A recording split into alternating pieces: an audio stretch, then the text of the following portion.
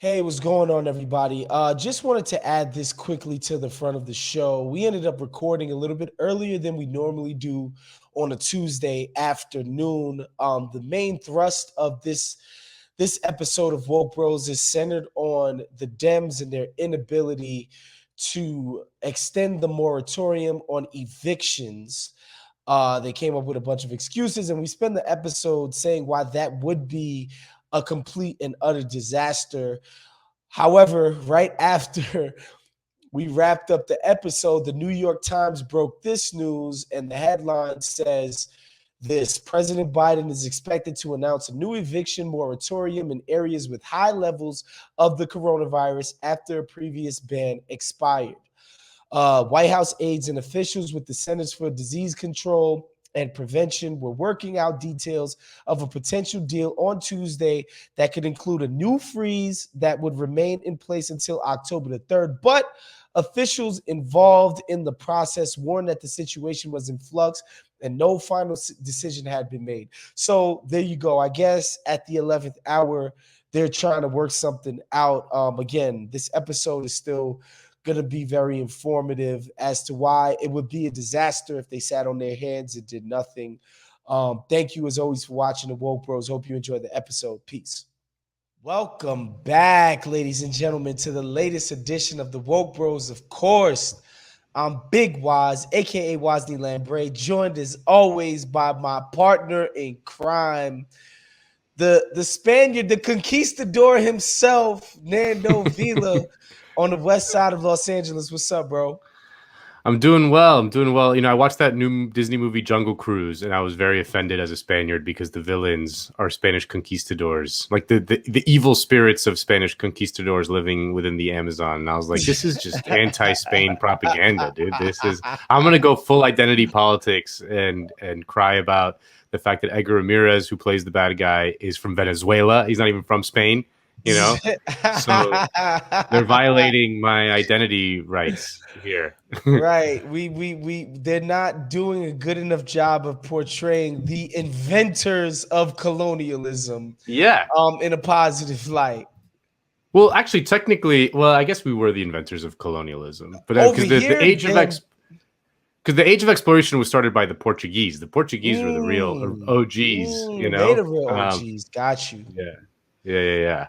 Well, that's another show for another day, but I do want to say something. I want to shout out to everybody who reached out to us about last week's episode. It seemed to be a hit amongst the audience. People loved the discussion. So shouts to our man Bert Cooper. I know he did the Bree show or whatever. Yeah, like bad faith. He's all over the place. He's moving and shaking. He just texted me today about some other stuff that's happening. So shouts to Bert. Shouts to everybody who enjoyed the episode, man. That's the type of stuff we try to deliver here. Just stuff that you're not going to see elsewhere. Now, on today's show, our guy Barack Hussein Obama is turning 60 this year.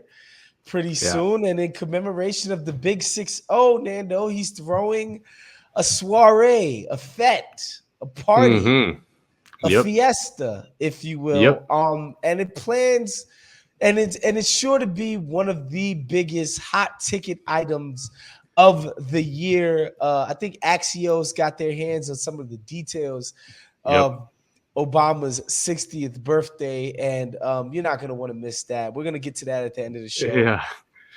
But first, we got to get to the Democratic Party, the most pathetic party in America. These people, when given an opportunity, will never squander the opportunity to squander an opportunity. They cannot ever get out of their own way. And the latest way that they've done so, Nando, is this sort of moratorium on evictions in the United States that we started when the pandemic happened. It was like, all right, people are getting kicked out of their jobs. Some jobs just can't afford to pay people, et cetera, et cetera. Yeah. We can't put people out on the streets. It was understood that this was the right thing to do under the Republican president, Nando. Yeah, that's the crazy part about this. Under Donald J. Trump, this moratorium was started. Of course, it's been known for basically since it happened that this date was coming, that it was going to be the date would soon come that they could kick people out. Landlords could kick the renters out. Uh, Again, this was a federal moratorium. Places like New York and I think the state of Virginia have state ordinances where they're giving people money to stay in their apartments. There are places that are doing it individually, but on a federal level, Nando, once this thing expires, landlords, the real estate interests will be allowed to kick people off so that they can start making money again. Of course, recently Joe Biden and them. So again, the question is being posed to the House. Hey, Pelosi, what are you doing? Why are you not pushing this thing forward? Yeah. Like, let's keep people in their houses. Well, we're waiting on direction from the White House. The White House is like, no, we want Congress to do it. We don't have the power to unilaterally do this, et cetera, which we know, Nando, is not true. If Joe Biden wanted to, he could, with the wave of a pen, extend the moratorium, keep people in their houses, and figure out a way. All right, maybe we got to pay landlords. Maybe we got to do something else. But like having people be kicked out is ridiculous. But here we are, Nando, and I know you want to jump in here. And there's a trillion reasons as to why this is stupid. But the main reason is this, and we say it all the time on the show. The Republicans are going to give them the xenophobia, the anti-immigration, the God-bothering, the gun. They're going to give them all of that while never promising any of the other stuff. The Dems give them none of that and then don't deliver on any of the other shit and expect to stay in power. Yeah. Yeah, I mean, this is what's crazy about this is that you touched it right on the head, is that when in 2022, when the election rolls around, Republicans can say, listen, when we were in power, when Trump was in power and we controlled the Senate and the House, or just the Senate, really, we passed the eviction moratorium when COVID happened and you got to stay in your apartment. And then Democrats got in power. They took the Senate and the White House. They kicked you out of their homes. And the thing is, they'll be 100% correct about that, because it's hard to overstate just how fucking crazy this is that the Democrats are allowing this to happen. It's estimates vary between, say, like 4 million or 6 million people are expected to be evicted from their homes. Some of those people are going to be able to go, live with family or whatever temporarily, but a lot of those people are going to go on the streets. Like, we're going to see a rise in homelessness, which is already a major crisis in America. 500,000 homeless people, 66,000 just here in LA, where you and I are, which is it's like the political issue here right now is the homelessness crisis. And they're just like, the sense of urgency from Democrats is exactly zero. It's zero. I mean, compare this to how fucking insane they went over the commission to study the January 6th, quote unquote, insurrection, which is like, who gives a shit? It's the stupidest fucking thing in the world. But when it comes to keeping millions of people in their homes, they don't do anything, like literally nothing. And like you said, the Pelosi and Biden are tossing this back and forth at each other. They're like, oh, you do it. And they're like, no, you do it. The truth is that both could do it. Biden does have the authority to do it. The CDC does have the authority. They did it already. They could just extend it. Democrats are saying like, well, no, the Supreme Court said that they had to end it or whatever. But that's just not true. They could, first of all, you can challenge the legitimacy of the Supreme Court if you really wanted to. The Supreme Court doesn't have an enforcement mechanism for any of this shit, so they could easily do it. And by the way, in order for the Supreme Court could signal that they want to do that, but somebody's going to have to put together a class action type of lawsuit to even get it there. Excuse me. That's going to take a minute, and it's going to cost those folks. Yeah. By the way, who want to try to take it to the Supreme Court to be like, yo, the landlords of America need to be able to kick people out to start making money again. All right, cool. Go ahead. Call their bluff on that one. Yeah, no, absolutely. And the crazy thing also is that this is happening in the context of the Delta variant basically shooting COVID numbers up to the degree to the place they were last summer. You're seeing hospitals filling up again. You're seeing cases rise up even amongst people who are vaccinated. Although it looks like the vaccinated people aren't getting hospitalized at the same clip. That it does protect you against the worst Right. effects. But Which it was said honestly when the vaccine came out, they were like, yeah, at the very least, you will not die after having you will taken not this. die. Exactly. Yep. But the Delta variant's like a very real thing, and it's like ravaging parts of the country, and they're just going to throw millions of people out into the streets in the midst of that. The other crazy thing was that the federal government did pass, as part of the initial COVID relief bill, the CARES Act passed under Trump. They passed $45 billion to renters assistance, which was crucially is a federal money that went to the states, and the states had to administer it. But once you do that, once you leave it up to the states to do it, these states are all these state governments are completely hollowed out. They don't have the capacity to do it because of the fact that states have to balance their budget. They can't raise revenue, like especially in a time when the economy is collapsing, they can't run a deficit. So they don't have the administrative capacity to administer these funds, which means that only 6% of the funds have been administered. So there's $45 billion just sitting in state coffers while people are falling behind on their rent and getting kicked out of their homes. It's absolutely insane. Like, had they done it kind of like the federal PPP loan, which went to small businesses, that was administered by the federal government and was successfully doled out, because when the federal government does it, they have the muscle to actually get this money out there. The states individually do not.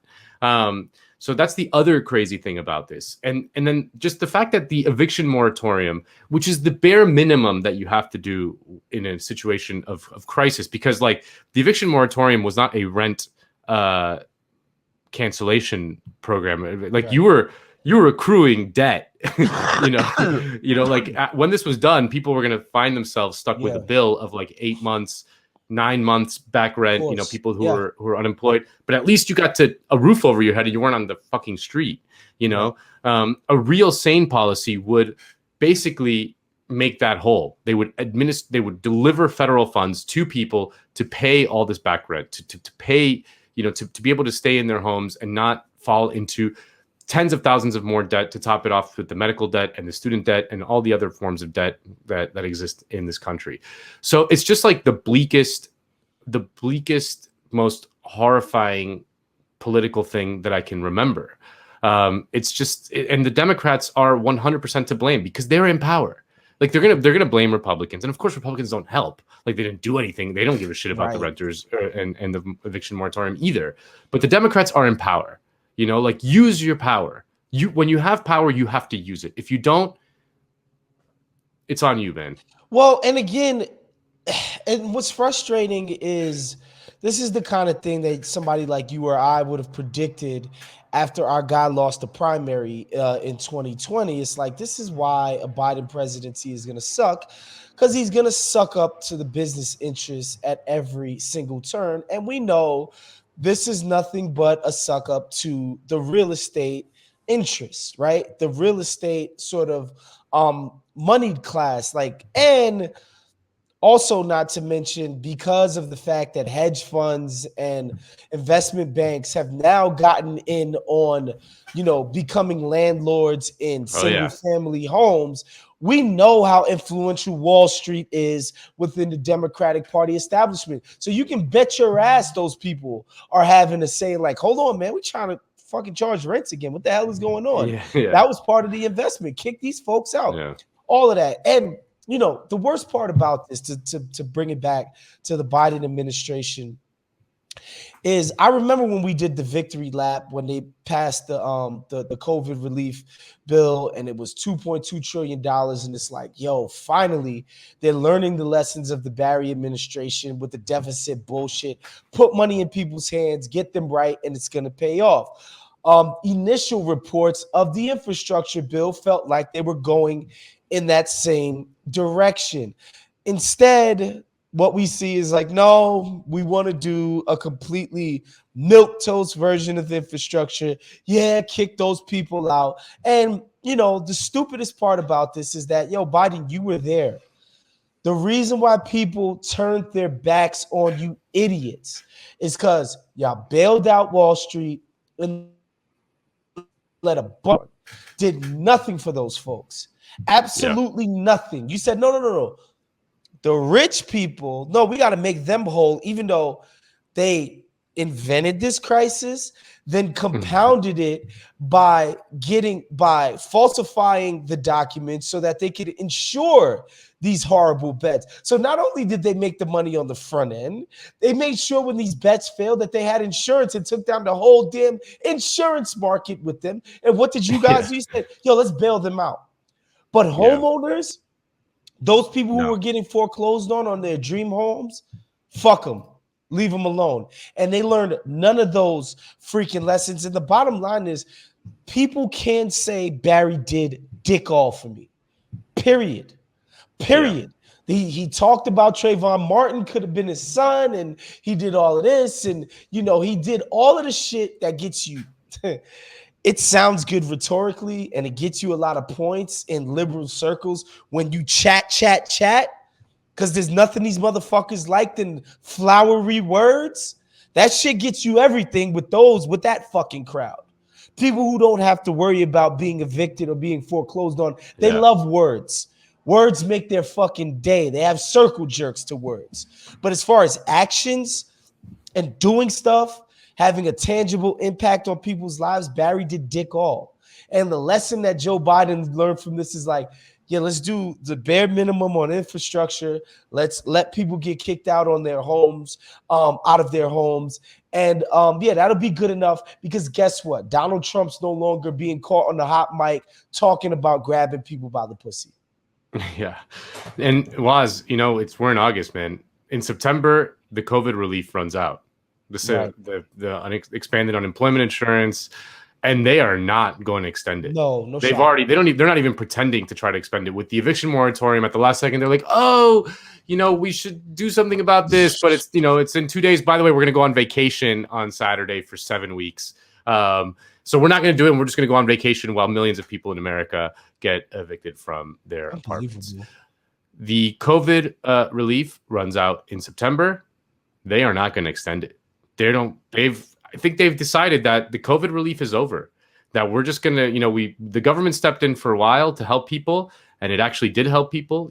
We've talked about just how much poverty was reduced by the size of the CARES package, and then the follow-up under Biden, which was just huge. The amount of people that just got money in their pockets, both the one-time checks, but also the expanded unemployment insurance, reduced the poverty rate tremendously. It increased workers' bargaining power when it came to industries like the service industry and restaurants and things like that. We've heard restaurant owners complaining, like they don't want to work for $7 an hour and be my little slave for all week anymore. They're complaining about that shit. And I think the Biden administration decided it's like, that's over. We're listening to the restaurant owners. We're listening to the major real estate interests. And I'm sorry, but because in America workers have no power, that's what's gonna happen. The pieces that came out when Biden first took power, comparing him to a new FDR and the thing, oh my God, this is the most transformative presidency since FDR or LBJ or whatever. They missed the fundamental point, which is something that we talk about here a lot. Shit don't happen unless workers have labor power. Workers have labor power through one vehicle, and that's labor unions. That's it. And in America right now, we have a sub 9% labor union density, which means nothing meaningful is gonna be able to be achieved. When FDR was doing the New Deal, he was doing it because labor unions were massive at the time. Massive. Between 30 and 40% of the workers in America were in a labor union, and they were extremely militant, full of fucking communists and socialists who were like, no, this is, they were just like, and the business interests were freaked the fuck out, so that's when that balance of power was shifted in that way. That's when the government started delivering for people. But before that, in the 1890s, when labor power was weak. Yeah, That's when you saw this JP is just the new Morgan. Gilded Age. We had the homie on to talk about that. And Yeah. yeah, this is the new Gilded Age. There is no worker power, and basically capital gets to run roughshod over all of us. Again, we talked about it on this show, not to sound like a broken record.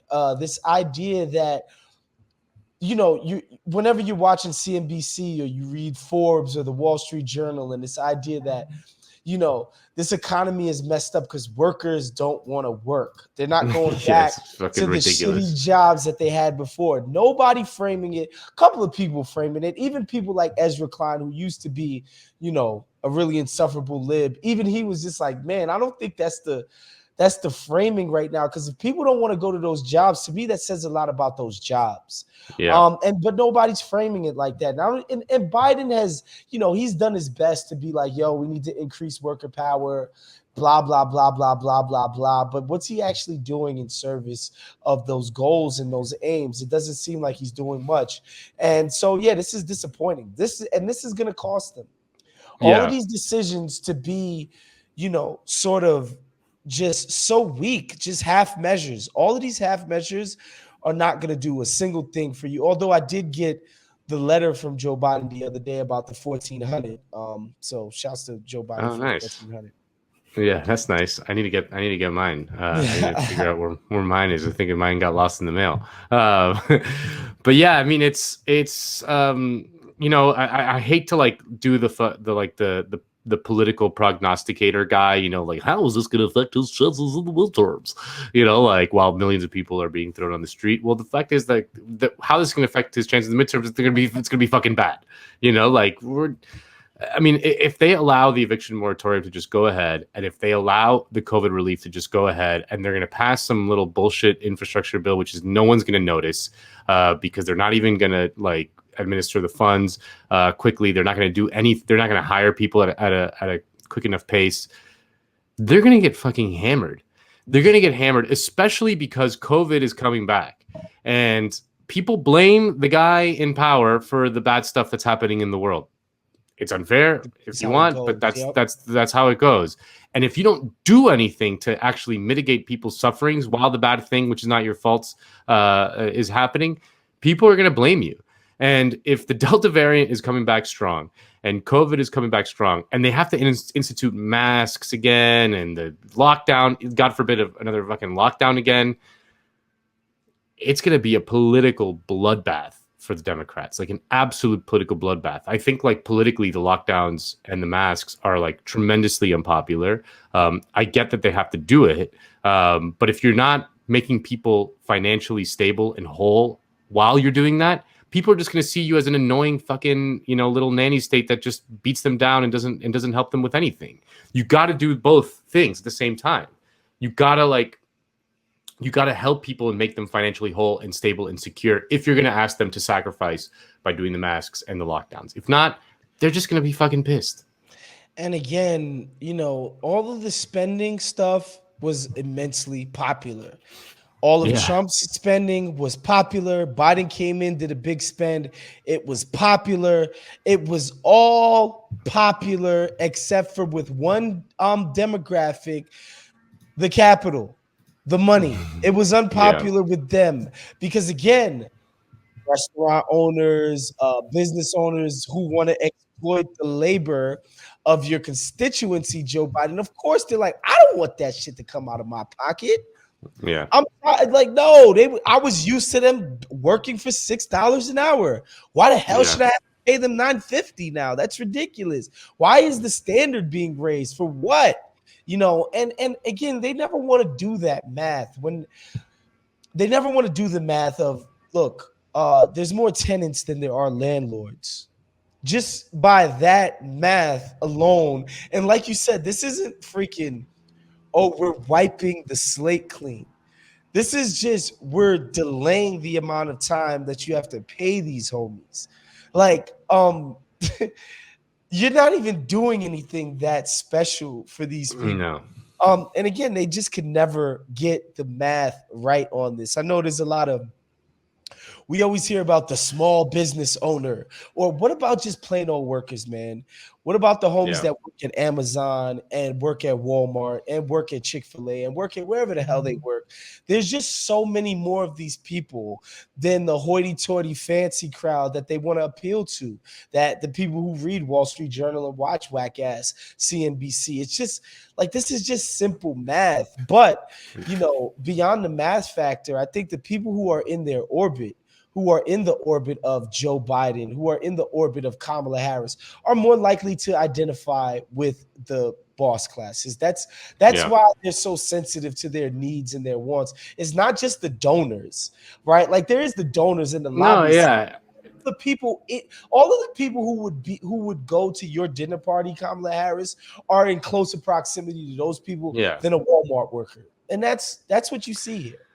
I just love Kamala was walking somewhere and a reporter like right up to her and asked her, what about the eviction moratorium? Are you guys going to do anything to extend it? Like, are you guys going to do anything? And she just goes, it's a very important issue.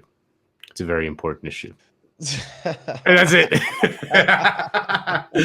Dude, it's just the Kamala is like one of the worst politicians. I like, just as a pure instincts. Yeah, terrible instincts, man. Just like as a pure kind of political animal, she has terrible instincts. Like, she's gonna get whenever she runs, like whatever Republican is just gonna absolutely wipe the floor with her. She is just gonna be totally clueless, like a deer in headlights, and she's gonna run, and they're gonna she's probably gonna win the Democratic Party nomination. VPs usually win the Democratic Party nomination. Like, it's very hard to fight against that name recognition. And she is gonna get absolutely fucking Tom Cotton's gonna have his way with her. Oh my God. And here we go. Look, this is an unmitigated disaster. We figured we'd cover it because it's just like, it's one of those things. Like, for instance, this isn't like immigration, where I get why the Democrats are so like bad on it, because like, there's an actual cost to it. Like, there is an anti-immigration strain, not just on both sides. And threading the needle of having a good message on immigration is hard. Yeah. I get that. So when they mess there's that a up, visceral response from people at the idea of like, yes, of letting more people in. And I don't agree with it. Right. But I understand why where they it's have coming a from, hard time dealing with that. This is not the case. There is no mass constituency lining up against this. This is just cruelty for the sake of sucking up to the capital class. As if you haven't done enough for those fucking jokers already. It's no, I mean, it's pretty grim to think about, like, just how much billionaire wealth has expanded during the pandemic while everyone else has gotten poorer, or have their wealth kind of wiped out. And at the same time, like what you mentioned, like BlackRock just buying up all these homes, like, it's going to become a situation where we're going to have two classes of people in this country. We're going to have, a very small elite who owns kind of the giant multi-acre mansions on, the coastline of Martha's Vineyard for $12 million, like friend of the show, Barack Obama. And then there's going to be everyone else who's just going to fucking rent from BlackRock, And again, when, it always sucks to rent from anyone. But if you're renting from a massive corporation, man, that is just like, good luck dealing with that landlord. Like, if landlords suck to deal with, all of them, every once in a while you get like a nice one who's like, there is a structural kind of imbalance in that relationship. But sometimes, like, if it's just an individual, like, you can appeal to their kind of better angels. Like, a corporation is just like this faceless, mass of capital, just staring right back at you while you're trying to like fix your fucking like toilet seat, like, yeah, good luck with that, man. Yeah, well, again, depressing news, but we must soldier on to Barack Obama's 60th birthday party, which is happening in Martha's Vineyard, if I'm not mistaken. Yeah, at his crib, his massive palatial estate on the coast out in New England with the rest of the Wasps. I'm sure I think his mom is actually descended from Wasp. If I'm not mistaken, I might be making that up, but his mom might be descended from the Wasp class. Anyway, so it's only right that he goes to his ancestral home of Yeah. New England. Anyway. Anyway, no, it's one of those things of liberal decadence. The reason why we bring this up, Nando, is because Yeah. when people say that the Dems are full of shit and liberals are full of shit, I think these two segments, the eviction moratorium and Barack Obama's crazy house party, is part of that continuation. That's not to say this guy shouldn't be having a house party, but it's like, damn, this man of the people having his birthday in Martha's Vineyard with the richest, most famous people in the world is quite jarring to see. Yeah, I mean, it's again, they just don't even care about the optics No, anymore. They don't even the care. Obamas definitely don't. It's over They for them. don't, and it's like, and they've probably made the calculation, and they're probably right that our base these days, which is increasingly affluent professionals, college educated people, you're starting to see working class voters abandon the Democratic Party, and they're substituting them for these kind of more affluent college educated voters. They've been so acculturated in the college milieu and like how to act in polite society. They're not going to vote fucking Republican. They're not going to vote for those disgusting Republicans. They're so disgusting. And of course, like, I mean, listen, you and I are in the same. We're not going to vote for any fucking Republican ever. Yeah. And the Democrats, the Democratic Party leadership has made that calculation that they don't even have to bother with this kind of thing. Like, they don't even give a shit that as the Delta variant is, crushing people again, and people are going back to the hospitals and getting sick, and as the eviction moratorium is happening, and as the COVID relief is ending in September, I'm just going to throw this massive birthday party in the midst of it, where I'm going to invite 400 people. I'm going to have 200 staff working. Like, that's what I think. Like, one staff for every two people is, That's like, crazy. what do they get? Your own personal fucking butler, like, to follow you around the party. The I ratios weren't that good during slavery. Seriously, like, I remember when the financial crisis hit, like, random finance guys who were rich were throwing their birthday parties, and they got like a ton of criticism for it. Mm-hmm. Like, I remember Leon Black threw this like massive birthday party, and it, like, it was just like covered all over the news, and it was a big issue. Like, now they don't even give a shit. They just don't give a shit. And Obama, like, he's just gonna, he just wants to hang out with Richard Branson, his fellow 1%ers, and just, talk about whatever the fuck it is they talk about. But my favorite thing was, the thing that made me fucking laugh was the instead of gifts, Obama in the invitation said, in lieu of gifts, one person familiar with the gathering said, guests are being asked to consider giving to programs that work to support boys and young men of color and their families here at home in the United States, empower adolescent girls around the world, and equip the next generation of emerging community leaders. That's isn't that nice, Wos? He doesn't want another I don't know, what do rich people give each other these days? Like, like a special wine cooler, or a first class ticket to Mars or outer space on SpaceX. Oh yeah. No. Or like a first edition copy of like Huckleberry Finn or something, like. Well, not that one, because it says the N-word, so it's been canceled. But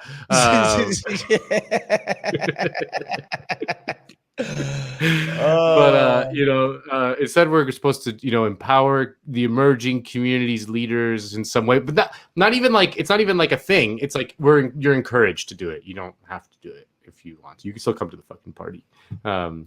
It's great. Yeah, and again, this is liberalism in a nutshell, right? Like, I'm gonna throw I'm gonna throw I'm gonna throw this lavish party, this extremely decadent thing, but we're gonna have like people give to like charities where black boys get to go to school for whatever, right? Like Yeah. we're not gonna try to figure out the education crisis in America or figure out how to get people into well-paying jobs, et cetera, et cetera. We're gonna have a little drop box at the party where 200 freaking staff are hired to work so that my guests are thoroughly entertained. We're Yeah. just gonna let these rich people figure out the little charity that they want to give away to, the little whatever tax write-off they want to give away, so little Jaquan could have decent school books Yeah. in Brownsville, Brooklyn. It's sad, but what else are you supposed to expect from the Obamas, man? They're 100 millionaires now, Yeah. dude. Like, yeah, they're not billionaires. They're not quite that, but they They're are functionally function. billionaires, though. I mean, Yes, the access to when it comes power to the and privilege that they access, the have. power, Yeah. the connections, Yeah. functionally, and Billionaires, like the billionaires aren't like spending that money. Like they don't right, they're right. functionally the same right now. And It's and the Obamas have the influence. degree of power that the billionaires have anyway. So Exactly. like So what these difference does it people fucking make? are Yeah. the elite of the elite, and yes, Yeah. let But them have cake if that's what they want. Let them have the crumbs of my party guests charitable whims. yeah. No, a friend of the show, Matt Karp, who was on here, you mentioned he's the guy who talked about the second Gilded Age. He tweeted out, he's like, Obama's party sounds weak compared to Bill Clinton's 60th birthday party. And I looked it up. Bill Clinton's 60th birthday party in 2006. The Rolling Stones performed at it. All Wow. right. Yeah, Rolling Stones, and then I'm reading from a Washington Post article from 2006. The 2,100 invitations began arriving this week. Weekend packages start at $60,000. Hint: $1,000 for every year of Clinton's age. Next is the vice chair package for those who contribute $100,000 or raise $250,000. Those who pledge $500,000 or more will receive the quote birthday chair package, which includes the backstage pass, dinner, and photo with Clinton, and platinum seating at the Saturday dinner and the Stones concert. Now, given what we know about Clinton and Epstein, who was definitely there, I don't know what that $500,000 package got you. The birthday chair package. That sounds like it came with maybe your own 14-year-old to entertain you for the This is weekend. Illuminati shit. That's some On Illuminati a shit. different level, a $500,000 package that Yeah. you're like, this is taking VIP bottle service to the freaking stratosphere. Man, these Yeah. people are so fucking depraved. It's kind of insane. Yeah. And that they have no shame. Like, they can do this stuff publicly and nobody seems to give a fuck. Yeah. And they get to go out in polite society. Like, the funny thing is I seen like, this will never happen to the Obamas. They're kind of like, they're cult leaders at this point now, so it doesn't matter. But like, I watched some dude confront Tucker Carlson in like a bookstore or something, out in like Wyoming or Montana or something crazy like that. And the dude was like, "Yo, you're a piece of shit." Like, I mean, like, that's, to me, like, I wish this would happen to these folks more and more when they went out. Obama would just never go out in a situation where a random person could even walk up to him. No, can't happen. He's in that rarefied air. He's already home. People can continue to deify the guy, but I think day by day he shows you that he's not great. Anyway, that's our show for today. Want to thank everybody for checking us out. Make sure you become a Patreon at patreon.com/countthedings to be able to support all the things that we do over here. Make sure you're listening to Cinefold. Make sure you're listening to the Friday mailbag. All of those things that we have on offer. We're going to see you guys next week.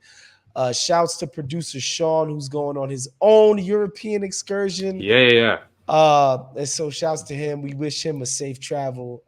And that's the show for today. See you guys. Peace. Later.